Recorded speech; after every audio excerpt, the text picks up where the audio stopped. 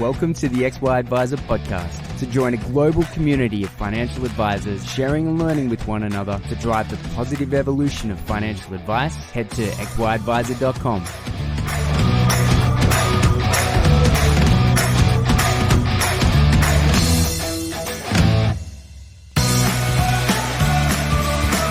This episode is proudly sponsored by Integrity Life. If the last few years have taught us anything, it's that life is unpredictable, which is why you need to work with a partner that's flexible and loves to collaborate. One that will personalize the claims experience for your clients, one with a balanced approach to underwriting, and one with a competitive and sustainable pricing. Integrity, your partner for life. If you want to learn more about how Integrity is your partner for life, head to integritylife.com.au/XY.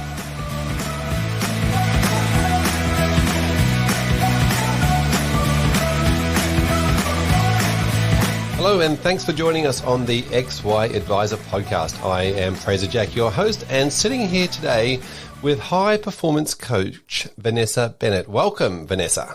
Thank you very much, Fraser. Great to be here. Well, when I say sitting here, we're still doing the Zoom thing at the moment. You're in Sydney, I'm in the Gold Coast.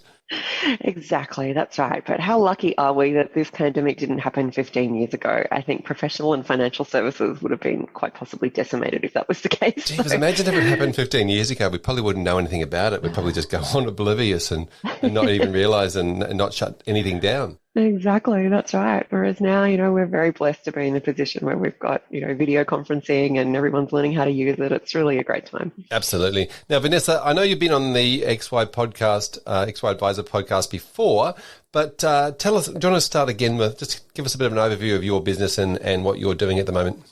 Yeah, absolutely. So we are high performance coaches and we work with many different types of people. I probably have my main focus on financial services and professional services for my client base. And we're helping them with everything to do with maximizing their energy for performance. So cognitive energy or mental energy is something that it can be maximized, and people really need to understand a little bit more how to do that so that we can increase productivity, we can increase profitability, increase, I don't really like the word resilience. Resilience is kind of like bad stuff happens, let's just bounce back. Whereas I like to think about this, beyond resilience, which is, suboptimal things happen, let's work out how we can thrive out of that. And so really taking people's mindset to the next level. So as you can imagine, especially when the pandemic hit, we had probably two main focuses. We were helping people, I guess, kind of lead teams virtually. Working from home was a bit different for a lot of people. And so helping people to lead teams virtually, helping people to lead others to feel psychologically safe. There was a lot of uncertainty, especially back in, say, March when all of this happened last year. So it's been really great to kind of help people with their psychological safety, help people with leadership skills, and that can be by influence as well. So leading others. We've done a lot of work with people around the mindset space, but very much, like sort of maintaining that mental health, but very much focusing on the productivity piece as well. It's really important to maximize your cognitive energy and be productive at the best of times, let alone when you've got all this going on and you need to kind of adapt that productivity to a working from home environment. We only have, like, say, 4 hours of heavy cognitive energy that we can really use efficiently during the day. You can train it up to 6 hours, but, let's err on the side of caution and assume we have 4 hours. And so we've really been helping people and teams, people fall into the trap of, oh, well, I'm at home, I can just kind of like keep working and keep working and keep working, and it's not necessarily that productive. So we've seen a lot of people, if they haven't done that well, sort of like look at this working from home burnout. Spending 8 hours a day on Zoom can be a little draining, and there's a whole bunch of neuroscience behind that. So yeah, so very much between this productivity, mental health, mental fitness side of things, that's really been a big focus for us during the pandemic. Wow, you've been incredibly busy, and I love the way you said. Well, you mentioned bounce back, and actually, it reminds me. I think it was Sam Cawthorn that might have coined the phrase "bouncing forward." Have you heard of that? Okay. Yeah, so instead of bouncing back, that. no one wants to bounce back to where they were. Where the idea is to bounce forward into something even better. Yeah, so exactly. I love that. Now, you mentioned mental fitness and cognitive fitness, and that's something I think you spoke to on the last episode of the podcast that you recorded. And I think to me that sort of goes hand in hand with financial fitness and business fitness. And so those sort of three things need to go together from a financial advisor's point of view. What they're bringing to the table with regards to their clients and helping their clients through financial fitness. And we'll go into the cognitive energy thing in a minute, but I really resonate with what you said around safety, because I think that's a big part of it as well, isn't it? It's so true. We were giving energy credits to things that we've never had to give energy credits to.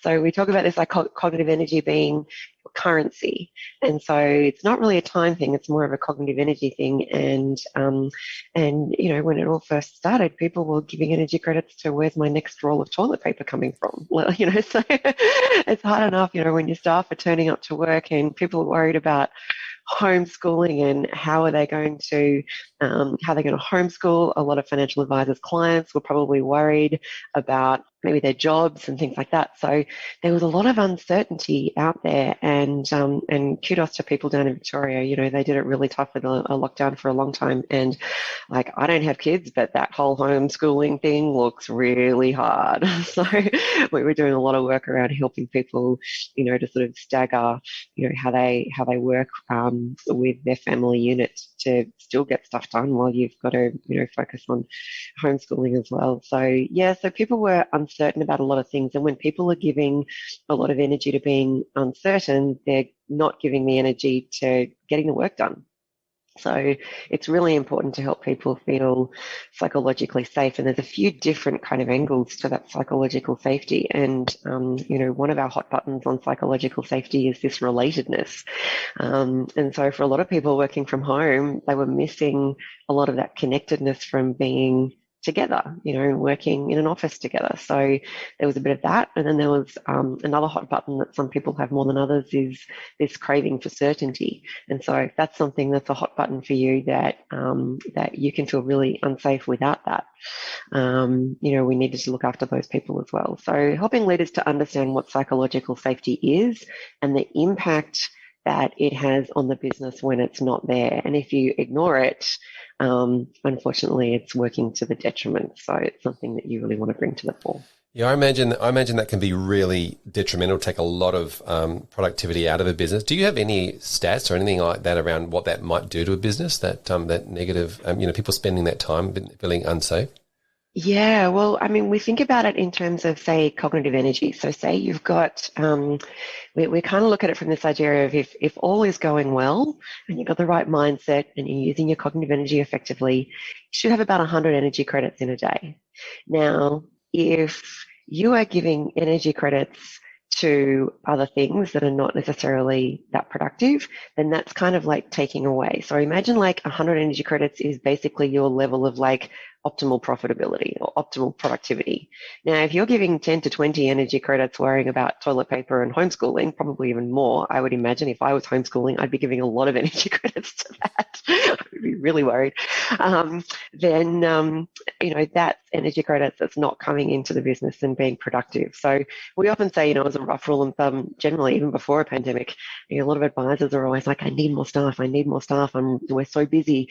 And it's like, no, in a lot of cases, you just need the staff that you do have to come to work with 100 energy credits instead of, on average, say, 60 energy credits, and spend those energy credits wisely. So think about it from a relative point of view. If you've got 60 energy credits, you're 60% as profitable as you could be.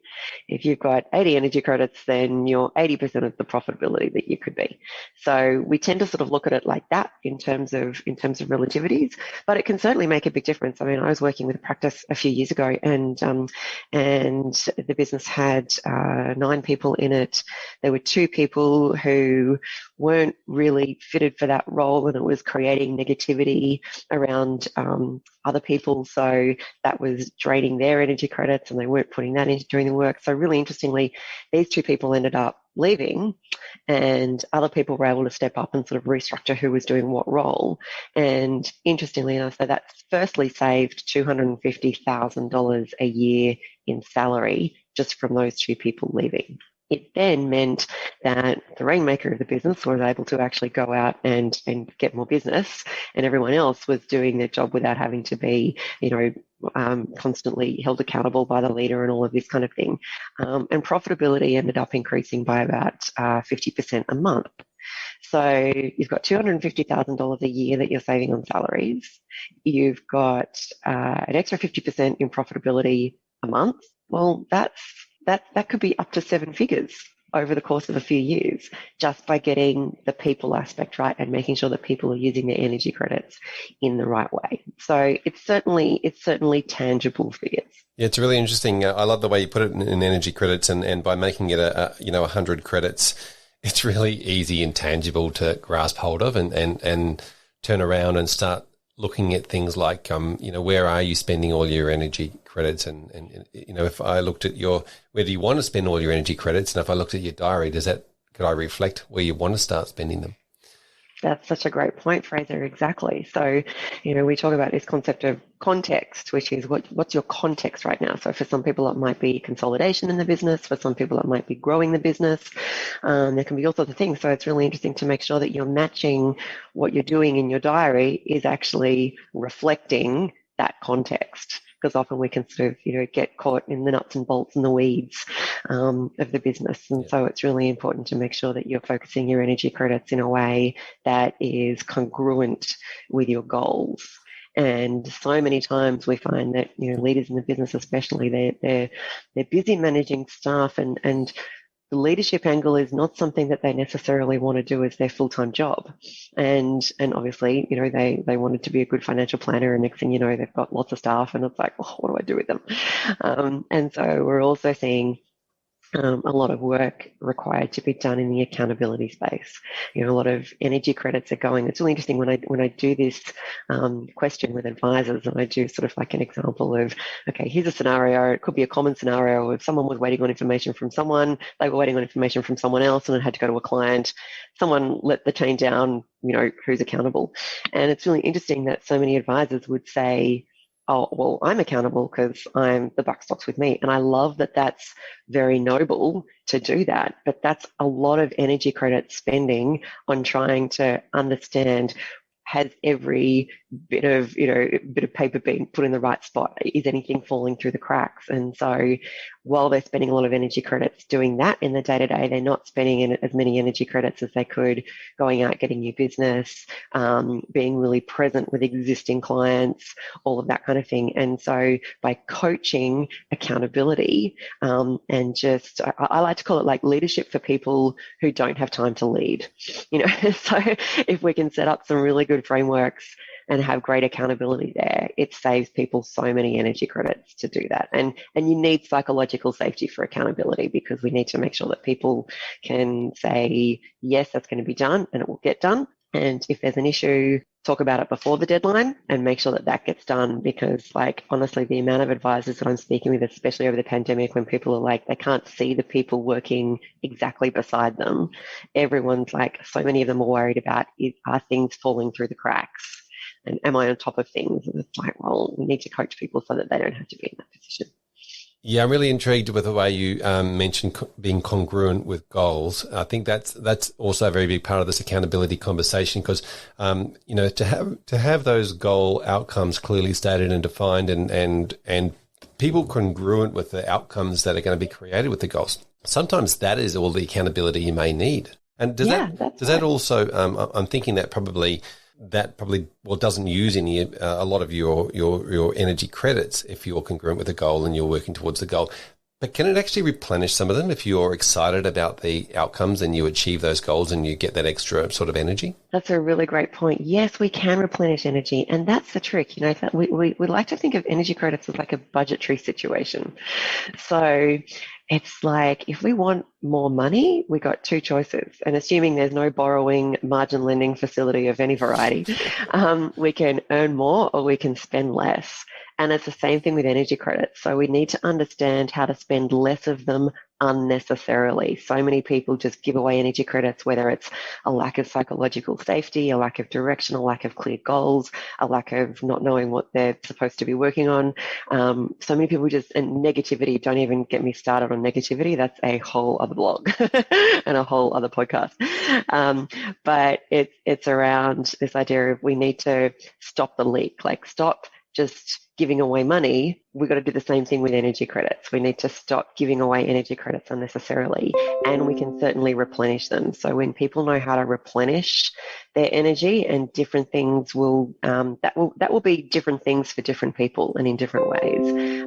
But you're right. If we're trying to work in a way that's not congruent with our goals, that takes a bucket load of energy. Yep. Now, I'm thinking from the concept. You mentioned sort of you want staff to come to work with 100 sort of energy credits. How does that go when they've got sort of like a home life of getting the kids up and getting them to school and running around and then trying to get to work on time, or whatever it might be, or even working? Because I would imagine pretty much everyone's got other stuff they've got to do outside of work. So how do you juggle those two? Yeah, that's a really great point. And, we've got kids running around that we've got to, deal with and deal with all the house side of things. There's a lot of advisors, I guess, over this time that have been studying as well. So there's certainly some energy credits going to that. So it's about making sure that you've got that budget ready for that. So if you've got 100 energy credits in a day, yes, not all of them are going to go into work. And it's up to you. There's no correct allocation for your level of balance. I got some people who are completely balanced spending 90 energy credits at work. I've got other people who are completely balanced when they spend 50 energy credits at work. But it's how you use them and how you use them well. So yes, we do have other things going on. I think one of the things to really think about there, though, is this is not something that we just want to be able to manage during our work situation. Energy credits is something that we need to be very mindful of outside of work. So who we hang around with, who's in our circle, who we spend time with, the way that we are accountable outside of work is very much like I've never met anyone who is completely not accountable in their life and then all of a sudden magically switched it on the second they turned up at work. So it's about using this kind of model for all aspects of your life. Quite often my husband will joke, he'll say, oh, can we talk about, the energy and should we be changing providers on our energy bill? And I'm like, uh-huh. And he just looks at me and goes, you didn't save any energy credits for that today, did you? I said, no, but we can talk about that tomorrow and I'll promise I'll save you some energy credits for that. I'll stick that in tomorrow's budget. Exactly. So it's kind of like, no, and it's really good. Like we encourage when we're doing one-to-one coaching programs with people, we encourage people to get on the same page with their partners because it's like, I know, say my husband and I, we both really love working. So if one of us only wanted to spend 40 energy credits at work and was expecting to have the other one for another 60 energy credits and the other person was the complete opposite. It's like, that's a conversation that needs to be had. The other person needs to go find a hobby, right? So it's really good to get on the same page with people in your circle as to where we're kind of looking to spend our energy credits both inside of work and outside of work, and how do we kind of minimize? I've got a lot of clients, and I did this myself. My assistant doesn't just look after things inside of work for me. She's booking a lot of making a lot of appointments for appointments outside of work, and we get a lot of our clients to get people to do the same because there's a lot of kind of that sort of personal admin, I guess, that can take a lot of energy credits for some people. For some people, it's not energy draining at all, in which case keep doing it. That's totally fine. But for some people, if that is energy draining for them, look at every facet of your life as to where you can save energy credits. Yeah. Now, I want to go through the idea of recharging energy credits because I like the idea of earning more, not spending less. Tell me let's talk about recharging. To me, it's around doing things that, and it will depend on each person, right? If they're an introvert, they might actually just some alone time reading a book might be the perfect way to recharge. Other people, it might be spending time with friends and having, fun times. Can you let's talk about recharging? What and how and when and all those things. Is it just sleep or is it daytime as well? Well, sleep is a big part of it, I must say. So there is a great book which kind of sums a lot of the neuroscience up in a nutshell called Why We Sleep by Matthew Walker. sleep is so, so important. It's like there's studies done now that, if you're not getting enough sleep, like basically Alzheimer's is your destination. It's awful, and so, and not to mention that we're talking, so that's a cognitive issue. We've got cardiovascular disease, depression, anxiety, diabetes, obesity. All of these kind of things are far more prevalent, and you are in a much higher risk if you're not getting enough sleep, and quality of sleep as well, and working to your biorhythms. So different people are just wired to work at different times of the day, and I really hate when I see all these things of like, oh yeah, all these high performers are morning people, and they all get up and they run a half marathon and do yoga and take the kids to school by 7:30, and then they meditate for an hour, and it's just like, oh, give me a break. There's actually a lot of evidence now that if you try to work with biorhythms that aren't naturally yours, you're not actually getting the quality of sleep that you think you are. And if you're not getting that quality of sleep, the brain's not repairing like it should, in which case then you've got all the high risk factors for these kind of things. So sleep is absolutely super important. And again, I could go on for like an hour on that one, but I'll spare you. But I do want to go a little bit deeper on sleep. Sure. Excuse the pun, deeper on sleep. Because there is, as you mentioned, the biorhythms, there is that deep sleep moment where you sort of go through light sleep and you get down to deep sleep. And is it about an hour and a half, those rhythms? Is that correct?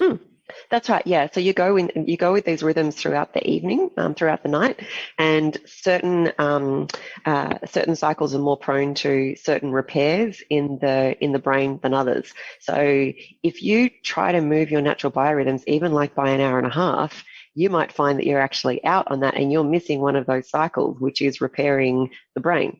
And so we need to make sure that you're actually getting those cycles in that way. So the 7.5 hours sleep or 9 hours sleep is the sort of the two things. Is that right? Yeah, that's right. So it's kind of, and again, it's different for different people. So some people, generally speaking, around about 8 hours is good to aim for. Some people need a bit more. Some people are okay with a bit less, but the people who think they're fine on sort of that, 4 to 6 hours, no. There is one gene which it's possible that people have that means that they only need like 4 hours of sleep a night, but you have more chance of being struck by lightning than you do of having that gene. So it's probably best to err on the side of caution unless you don't have that gene. Yeah, maybe you get that gene after you're struck by lightning. And maybe you do. The next thing I wanted to ask about sleep, and if you're listening to this podcast and you're driving, stay awake, please. Yeah, that's right. The next thing I want to ask you was the midday nana nap. Like the siesta. Or, some countries love their siesta. Other people do the power nap after lunch. Have some food. Their energy levels drop, so they have a quick power nap, and then boom, they're into the afternoon. What do you think of that idea? Yeah, absolutely. And it's kind of horses for courses on this one. So some people swear by it and they love it. The trick is with a nap is don't make it too long, like no more than about sort of 20 to 25 minutes. So a bit of a power nap. I think it was. So this is just the light sleep part. You don't go into the deep sleep part. No, that's right. Exactly. So just a little light sleep, just to kind of recharge the batteries. That can actually work quite well. So, so if that's something that works, then by all means do that. If for some people that's not necessarily what they need, in which case just kind of keep going. Other people do it differently. Like I find that I really like exercise in the middle of the day. I'm actually quite really supercharged productive in the afternoons, and so I find that if I do exercise at lunchtime, then I've kind of used my downtime effectively, because I'm not overly productive sort of over that kind of 11 till 12 sort of kind of time slot, sort of sometimes to 1. And so I use the exercise, and the exercise releases all these great hormones and neurotransmitters. And exercise makes you smarter. Exercise is actually really good for a process called neurogenesis, which is the production of new neurons. So if you're looking to create new neural pathways and you're looking to improve your mental fitness, it's a great way to make sure that you are continually producing those new neurons. So, so that can be another way to recharge. So for some people it's sleep, for some people it's exercise, but it's a matter of finding what works for you. Yeah.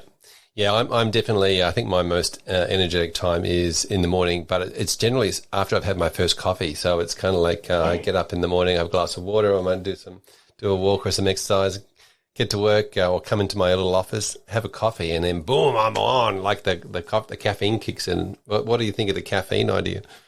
Yeah, you know what? Caffeine gets a bad rap. Caffeine's not too bad. Caffeine is actually also something that promotes neurogenesis as well.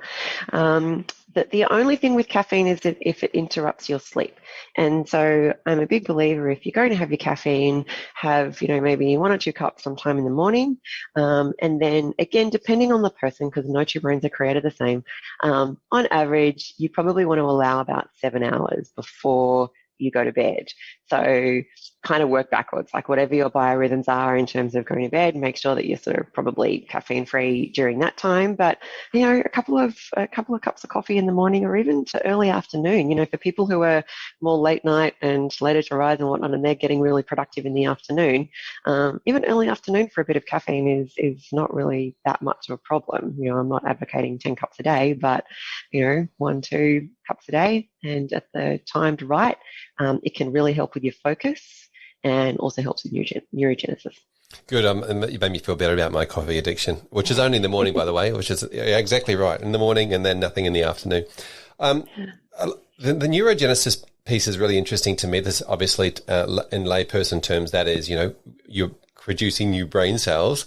Let's go with that. But also the neuroplasticity piece where you're actually creating new habits. And to me, when I think of neuroplasticity, I think of the idea of a GPS maps or a book of maps where you're actually, there are some main roads and there are some back streets. And what we're doing with neuroplasticity is we're turning some of the back streets into main roads and changing some behaviors, long-term behaviors over time. That's also something you work with, isn't it? Yes, we do a lot of work around that. And I love that analogy of main roads and back streets. I might steal that if that's okay. Oh, yeah. It's out there in the public now, so it's everybody's. Everyone can use it. I love that. So I guess kind of just take that analogy further then. That's just kind of tweaked my train of thought.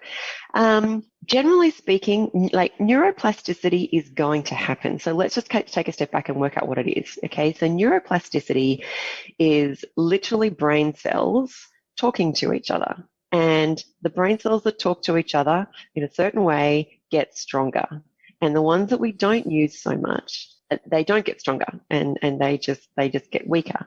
Because the brain is wired for defense, in most cases, if you don't understand neuroplasticity and if you don't know how to work with it and make it work for you, it's going to become an enemy. Okay, so it's kind of like, oh, I don't really need to know about that neuroplasticity. It sounds too hard and I'm doing okay without it.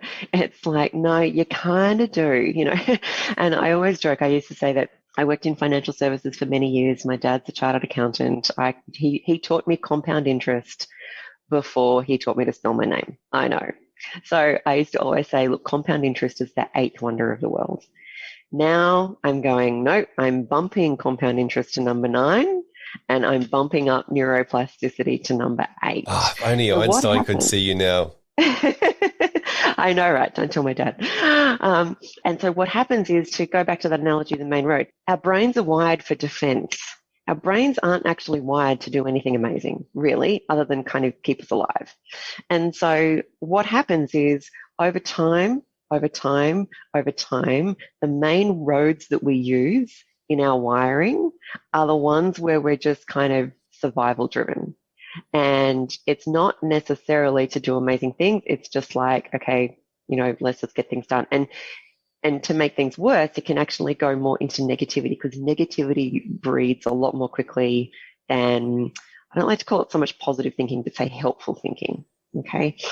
So unfortunately, if you're not on top of what neuroplasticity is and how to do what we call self-directed neuroplasticity, which is you actually pretty much training your brain. It's like going to the gym and training your body physically. All right. That's how we get stronger muscles the way that we want to do them. Okay. Unfortunately, strong muscles don't happen by osmosis sitting on the couch. It'd be so good if they did, but it doesn't. And it's the same thing with our brains. So those backstreet bits of wiring, they could be all the things that we need to really fire up to achieve our goals. or to be more productive, to think in a more helpful way. I put a video on LinkedIn not that long ago around helpful thinking versus positive thinking. Okay, positive thinking, it's like if it's a really bad situation and you're just going, oh yeah, it's all amazing, and you don't really believe it, that's actually detrimental. So we want to be more helpful. It's like, okay, we're in a pandemic. All right, let's think about this in a bit of a different way. How can we think in a more helpful way to achieve our goals? Okay, and so that backstreet wiring is generally not your default wiring. So what we need to do is, under self-directed neuroplasticity, is going, backstreet wiring, let's give more focus to that. So let's exercise some self-directed neuroplasticity to make that the main road. Yeah, let's turn that into a highway. Yeah, exactly. That's right. Let's turn those back roads into a highway. It's really interesting what you say about the default going to safety and security and the fear and fight and flight type response. And this is kind of how trust is developed too, isn't it? Trust is also a neuroplasticity process because, you meet somebody and let's say you meet them in person and you shake their hand or something like that, you're getting inside their personal space and they didn't kill you. So therefore, trust starts to develop, right? And that's the first little connection. One, they didn't kill you. And then after a while, when you see them again and again and only good things happen, then you start getting that trust build. Yeah, it's so true because our neural wiring is basically the sum of our experiences. So, if we were to shake someone's hand and they did kill us, we'd probably be a little more reticent to shake hands with the next human that kind of tried to do that. So it's not a bad thing. It's just the sum of our experiences, but often that becomes our truth, and it's not necessarily true. And so we want to make sure that people are having that wiring and having those belief systems that serve that goal. Yep. So you're right. It's like if we can make sure that we're training our brain, so it's like, oh, that was a good thing. Okay, that was a good experience. Let's work with that. And so part of this self-directed neuroplasticity is making a conscious effort to look for evidence to prove the belief systems true that we need to have that are aligned with our goals. And this is quite a tricky way to explain it, but basically, if we see something that's not aligned with our beliefs, we want to have our belief system confirmed true, even if it doesn't serve our goals, bizarrely enough. So what happens is, in the brain, if something challenges our belief system, then it activates a part of the brain called the negative affect system. And so we don't feel good, and we get the knot in the stomach or the jaw gets clenched or whatever, and we don't feel good. And so then what happens is our brain wants to go into this rationalization mode, so that we go, hang on, if I can rationalize that my belief is true, then I feel better. And then we get this big hit of dopamine, and then we activate the brain's reward system. So confirming our belief system's true, it's actually a double reinforcement effect. We've got the negative effect system, doesn't feel good, and then we want to override that with the reward system. So the way the brain functions, if you understand that, and you can try to override that and be open to learning differently, and be open to possibility that there's different ways of doing things and different ways of thinking, and think about changing your beliefs so that you can have higher levels of goals. That's pretty powerful stuff. Absolutely. And on the flip side of that, it could also be our bias.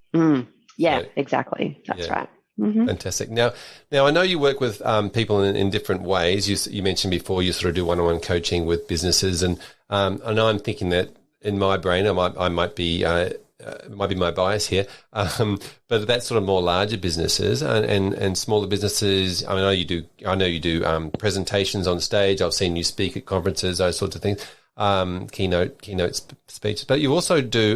You also have a course available for advisors. Do you want to talk to us about putting that together and how you went about that? Yeah, absolutely. Well, this was something that we were kind of thinking around for a little while.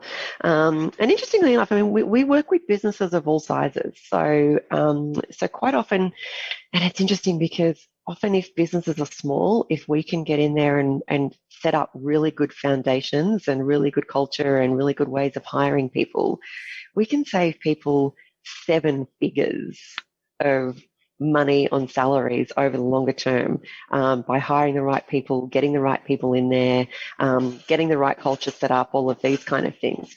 And so that's a really powerful thing to be able to do. So we're not so worried about necessarily the size of the business.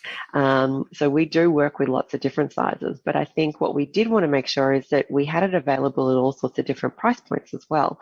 And so we've been thinking about doing an online course for a little while, but obviously while we were running around on planes all the time, we didn't quite have enough time to do that. But once we sort of were kind of grounded, we were able to get this course up and running. And so this is our first, so Next Evolution Performance is our company. We've now developed Next Evolution Energy, which is our online training platform. So we're going to be putting more courses on this, but our first course that we were able to release, thanks to COVID, is the neuroscience of getting more done. So not so much around the mindset piece and all that and accountability and that's a separate thing.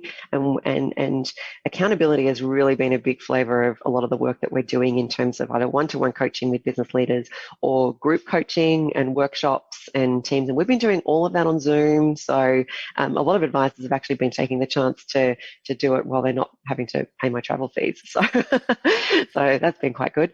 And so, we can do that. We can do that as well. But the course has been something where we've kind of been wanting it for a while because people who we've been working with, as they put on new staff, they kind of want an easy way to bring people up to speed or have part of their induction program. Or we get smaller business who just want to make a start. They want to dip their toe in the water and they're like, oh, like, this is interesting. I think it's got some legs. I just kind of want to try it at a pretty easy sort of price point to start with. And so the first course that we've done is really that foundation of, you know what, a lot of the stress goes away if we can just get more done in less time with less effort. So let's really maximize those 4 to 6 hours of heavy cognitive energy a day. And let's make sure that we're managing energy credits. Let's understand energy credits. Let's understand where energy comes from. It's your currency, how to use it, how to get more of it, how to structure your days, your weeks, your months, and your years for that performance piece so that you are sustained with your energy and you're not running out of it in opportune times. Yeah, I love the idea of getting more done. I don't think anyone can argue with the fact that that would be a good thing, right? Getting more done than what they're able to do at the moment. Do you want to take us through the different modules that you've got? Because there's sort of a whole lot of different modules within the course, and they all sort of cover different aspects. Do you want to sort of maybe let's start with module 1, and let's just quickly go through what's in it? Yeah, sure, no problems. So it's actually 8 modules, and we deliver it over a course of 6 weeks. It's only about 10 to 15 minutes of video each week to watch. But what it does do is we give you, say, worksheets and templates and things like that you can then work out, well, how am I going to apply that theory? Because no two brains are the same. So we can't say everyone should get up at this time and everyone should work on this at that time. Like, it doesn't work. We need to kind of find our flow as to what works best for us. So it's only about, say, 10 to 15 minutes of film to watch each week, and then maybe spend, say, another half an hour, 45 minutes just giving some thought to how you're going to apply that, and then apply that for the week, and then we keep building on that so that you can just implement that over the course of 6 weeks. So the first couple of modules are delivered up front, and then it's 6 weeks. So, so the first module is, where are you now and what is it that you want to achieve? If you don't know where you're going and why you want to be able to get more done in less time, then, you don't really have a roadmap. Classic goal setting. I love it. Yeah, exactly. So it's like, what would you do if you had extra hours in the day? What would that mean to you? What would that mean to people around you? So it's getting the foundation set up. And then in module 2, we go straight into this concept of energy credits. We need to get rid of this time management concept. Anyone who's still trying to manage time, you're already behind the 8 ball. Stop doing that. All right. It's not about managing time. It's about making sure that we've got this energy piece that we can really work with. So it's understanding energy, and it's understanding the neuroscience of stress and how does stress fit in with all of that. And then module 3, we go into... Before we go to module 3, sorry to cut you off. Sure. I just want to go on this time thing because I'm also a big fan of the idea of, forgetting about time. Time puts this really strange pressure on us. And sure, we still have diaries, and there's times in the diary when we're meeting people. So we sort of do have to have that a little bit, but let's go that a little bit deeper on that time scenario, not putting that additional pressure on yourself with time. Yeah. So if you've left something and say you've got like a 3-hour task to do, and you've left it right until the last minute, that 3 hour task is going to take way more energy credits than it will if you had have maybe done that over the course of a few days and broken it down. So firstly, it'll take way more energy credits. You'll feel spent at the end of it, which means, you won't be able to do much after that. In addition to that, you'll probably make more mistakes, and it will probably actually take longer than 3 hours. So you don't have the luxury of going, my brain's in a great zone now, I'll do it now. Yeah. It's like, my brain's not in a great zone, I have to get it done anyway. And it takes longer, there's more mistakes, there's more frustration, and a lot more cognitive energy is spent. So when we can manage the diary somewhere between 4 to 6 weeks in advance, it can take a lot of pressure off everyone else as well. And we encourage everyone in the business to be planning their diaries up front in advance. You need to have a good understanding as to what you're working on and how long it takes to prepare things. I'm working with a practice at the moment where it's like, you have to do the maths. You can't just, if advisors give out, say, can you do this, can you do this, can you do this? And people say, yes, yes, yes. They're like, well, where are they going to do that? We either need to reprioritize, and then the advisors get angry because things aren't getting done. And next thing you know, we've got World War III and the client's coming in 3 minutes and everyone's at each other. And all of that could totally be avoided by understanding the maths of how long things are supposed to take at the time that you should be doing it and organizing on that time. And so when we bring some of these tools together, we talk about this idea of energy versus urgency. It's like, if you're doing things because they're urgent, like right now, it's just a recipe for disaster for the whole practice. So it's helping everyone in the business to get this workflow sorted so that things just get done effortlessly in these shorter periods, that people know where things are and know where things are at and know where everything's coming. So excellent. So leaving things to the last minute is essentially a negative compound interest calculation. Yeah, generally speaking. I mean, the only thing to it is that it does put the brain in a certain level of good stress, if you know that, yep, I can get it done and away I go. But once you go into that ability of saying, you know what, I'm actually now, you go into bad stress, and bad stress is caused when you're overestimating the problem or what needs to be done and underestimating your ability to deal with that and to get it done. So we always kind of know, it's like, oh my God, I got like 3 hours to do this, like 4 hour task, and and then you spend more energy credits giving energy to the fact that I'm now stressing because I don't think I can get this done, as opposed to just getting it done. Excellent. So we're very much into, get yourself into that performance zone as you do that course. Like, I'm doing my master's at the moment. I've had to find an extra 20 to 30 hours a week on top of my full-time job to get through this master's. And it's the same thing. Like, we've got assignments that are due, and it might look like I've got 6 weeks to do it, but when you look at what's involved, you do not want to be leaving that to the last minute, because that's never going to end well. So I need to say, okay, I need to get this done by here. I need to get this done by here. I need to get this done by here, and have these little milestones. So it's like breaking it down into like these little mini tasks and mini deadlines. So it's enough to get myself in the right stress zone that I need to get an hour's worth of work done in 55 minutes instead of an hour's worth of work done in 2 hours. Yeah. I like the idea of mini I actually like to prefer to call them milestones rather than like deadlines, because then you can say it's more of an achievement than a must-have. But I like this idea of good stress and bad stress in the way that we can open up and talk about it. And good stress is just that little bit of motivation, if you like, something that keeps you motivated, and more of a towards motivation scenario rather than the bad stress, which obviously clouds your thinking. Correct. Good stress is a great way to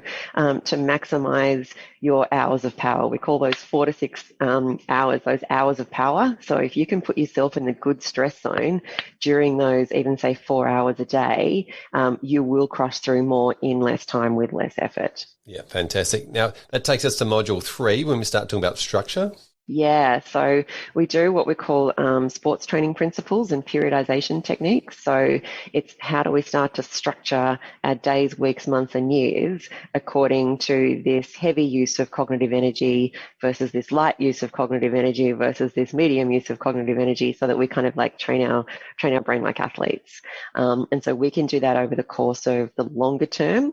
And then the next module talks about the day-to-day periodization. So how do we do this over the course of days and 7 weeks to maximize our cognitive energy to get more done. So I mean, think about it, even for a business. Say you've got a financial planning practice and they've got even say 5 staff, 5 staff, 10 staff, whatever. Imagine what it would mean for your business if every single person in the business was able to get through 2 more effective hours of work each day. Okay, even for a staff of 5, that's a collective extra 10 hours a day of effective time. That's an extra salary, more so, that you're saving by making sure that people know these tools. So, by all means, if you want to go and pay an extra 80 to 100,000 for an extra person, knock yourself out. But I don't know. Hey, I got a finance degree as well. I don't think that that's great economics. Do the math. Do the math. Do the math. Yeah. I love the math. I love the science. Let's put it all together. Yeah, and part of this, because you mentioned before, you sort of the first 2 modules come out, but then over the next 6 weeks, you sort of drip feed them week by week. And this is very much around this too, as well, isn't it? It's like getting one thing at a time. Just do that one thing. I like the idea when I do a course like this to just, you mentioned there was sort of 15, 20 minutes or 10, 15 minutes to watch the videos and to start getting your head around it. Is that something that you would probably do every day? Like you would create some energy credits for, a time of the day where you actually just repeat that same video a few times? Yeah, absolutely. Some people can certainly learn.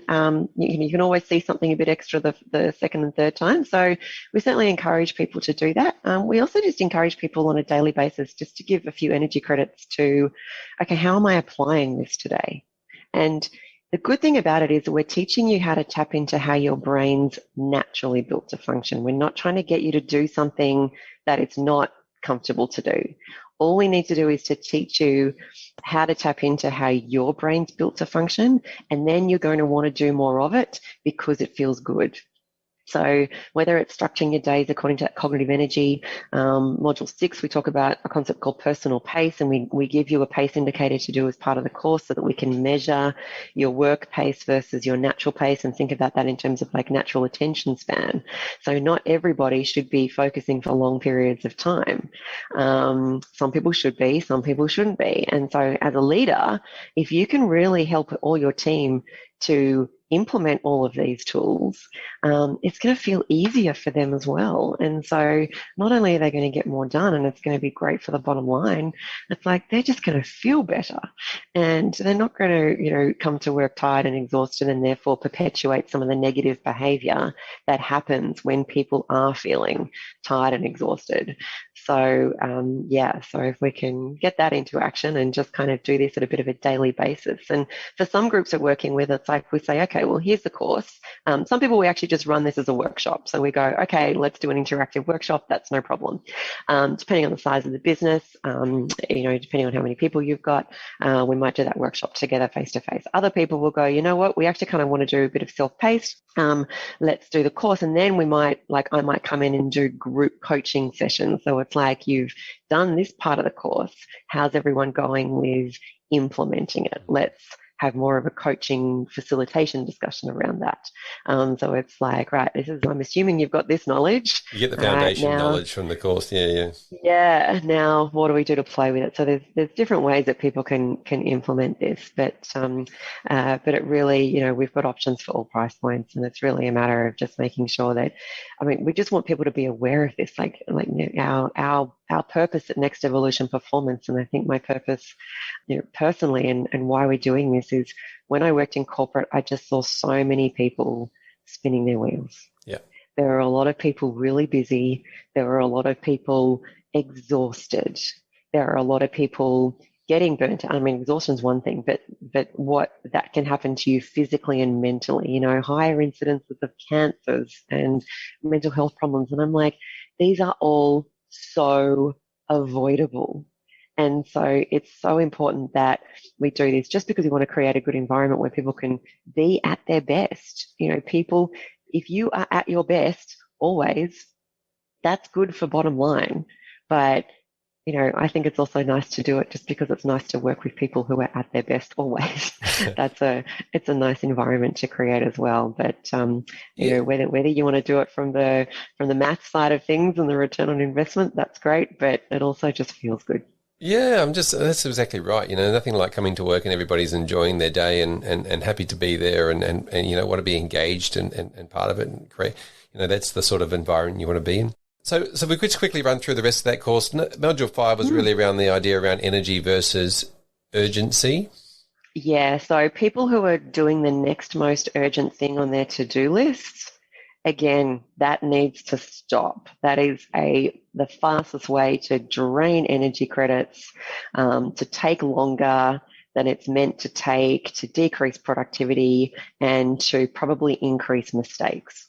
So we need to, we've usually got quite a few things that need to be done, but if you're working on something when it's really urgent and that deadline has been imposed on you, you've taken control away.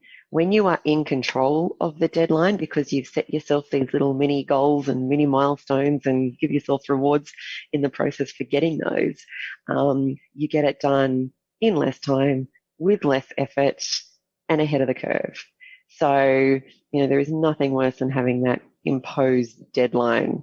It just basically robs you of your optimal brain function. So again, back to your bottom line, and it doesn't feel good.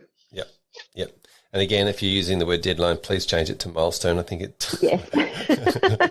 That's just me, trying to be positive. Number 6, personal pace. You mentioned sort of that, just making sure that you understand your own pace. Yeah, that's right. So different people are designed to concentrate for certain periods of time. And again, it's not an exact certain amount of minutes. It's more of a bit of a guide because it also depends on your level of interest in the task. It depends on, whether you find it heavy or a light use of energy drain, all of these kind of things. So it's just to be a guide. But if you've got a short attention span, you're going to love this because we're going to teach you to embrace it, which is probably different to what all of your teachers and all of your parents told you as you were growing up. Yeah, so I love this part, the attention span. I was talking to a guy, a mate of mine who, said he had ADHD, and he says, I'm excellent when I've got lots of things to do and they're just short and sharp and we do blah, blah, blah, blah, and then we move on. And he said, I'm so good, but if one thing's a long, drawn-out task, just hopeless, no good, can't sit there and do it. Exactly. And so you can have two people doing exactly the same job who should go about it in two completely different ways. Yeah, wonderful. And as a leader, if you can bring that out in people, it's really powerful. Yeah. Module 7, just context. So we sort of touched on that kind of at the start of things when we were talking about energy credits and making sure that you're giving energy credits to the things that matter to you at the moment. Yeah.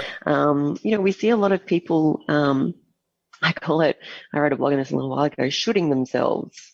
And there's a lot of people saying, oh, I should do this and I should do that and I should do something else. That's taking energy credits. Either get it off the to-do list and go, you know what, not that big a deal if it doesn't get done, or park it and go, okay, that's useful, but that's going to be an August project or a, later in the year project. We've got sort of things like that at the moment. I've got a certain amount of energy credits that I have, obviously for work. I've got a certain amount of energy credits that I need to give to study.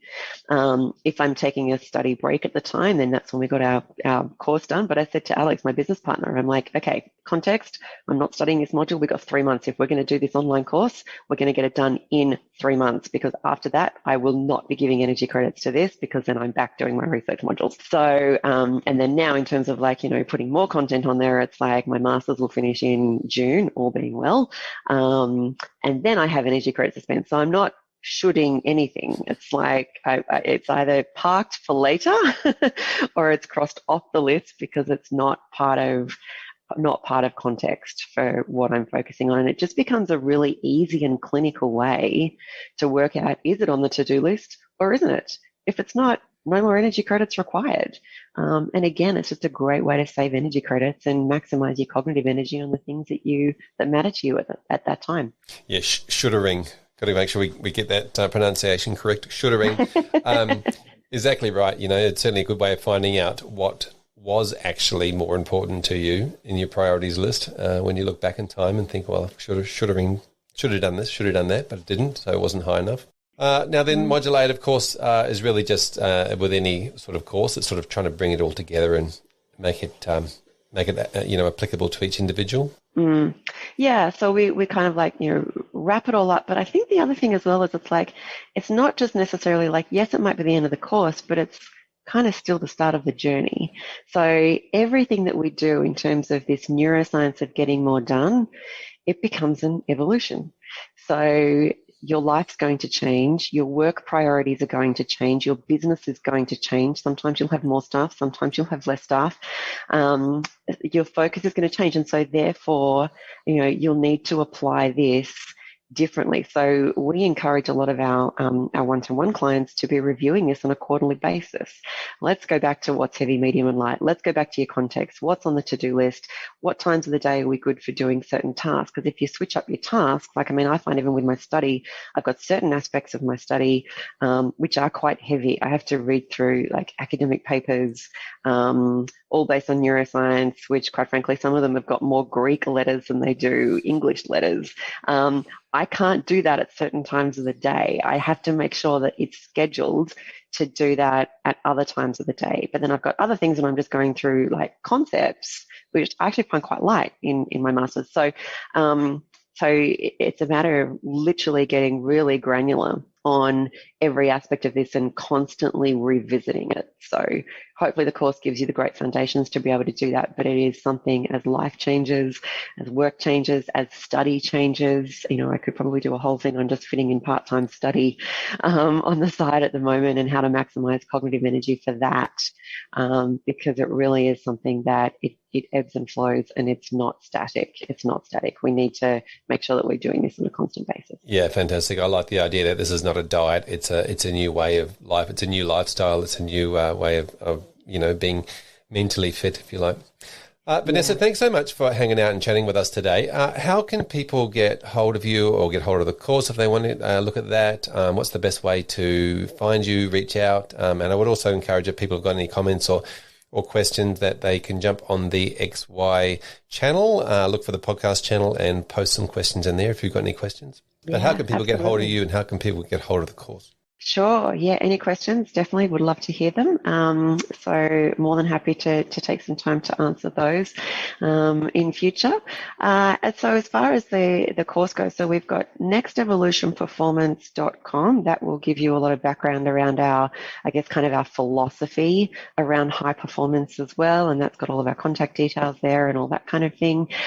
There will be also a link at the top of that you can click on, and that will take you to our online training platform, which is nextevolutionenergy.com.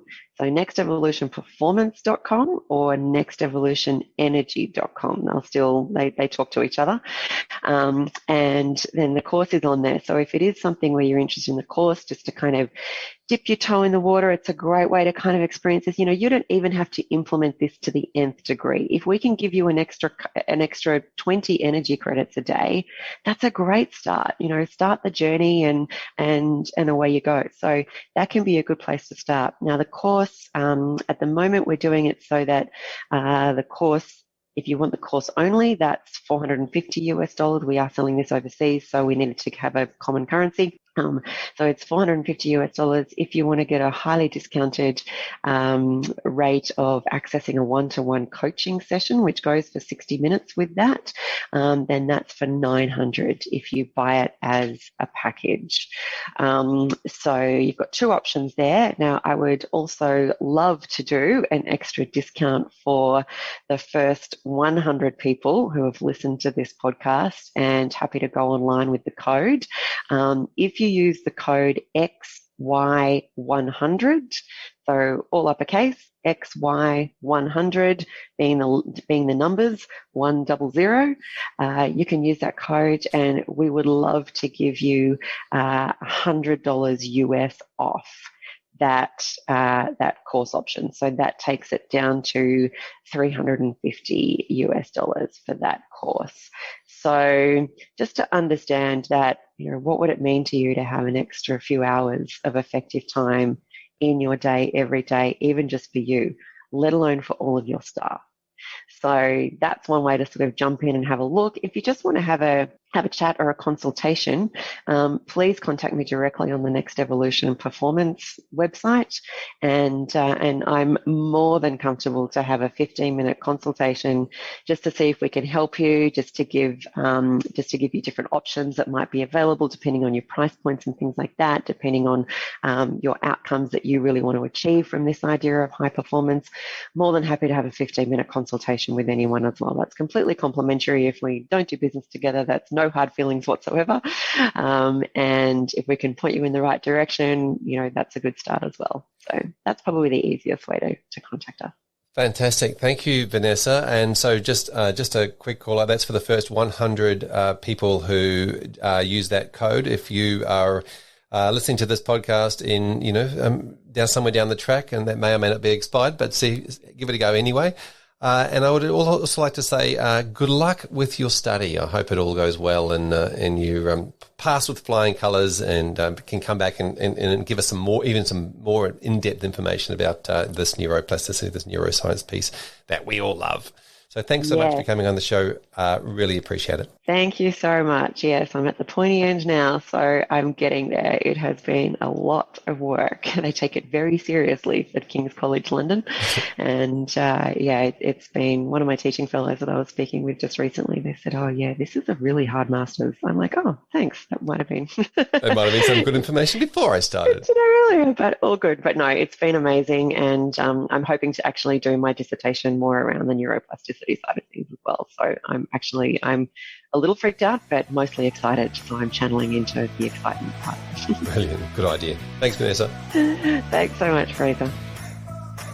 Well, there you have it, another episode of the XY Advisor podcast. I'm Fraser Jack, and I'm here with Emily Blanche to give a bit of a shout out. Thanks, Fraser. Quick shout out to XY Advisor Daniel Milne and his team at Finwell Group in Melbourne. They reached out and said they were looking to find a go-getter paraplanner to join their team. And thanks to some work via the XY jobs board, a connection was made and they reached out to tell me that they had found the perfect fit and couldn't be happier for them. So it's onwards and upwards.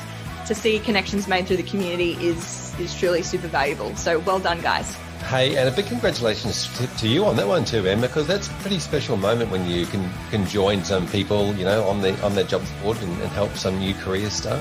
Oh, definitely. To allow people to filter those connections and find great talent, it's an amazing part of what I do. And Daniel's example is just one of many. Like, this happens quite regularly, so expect some more shout outs to come. Brilliant. Thanks, Daniel. Thanks for being involved. Thanks for reaching out, and we will see you all in the next episode.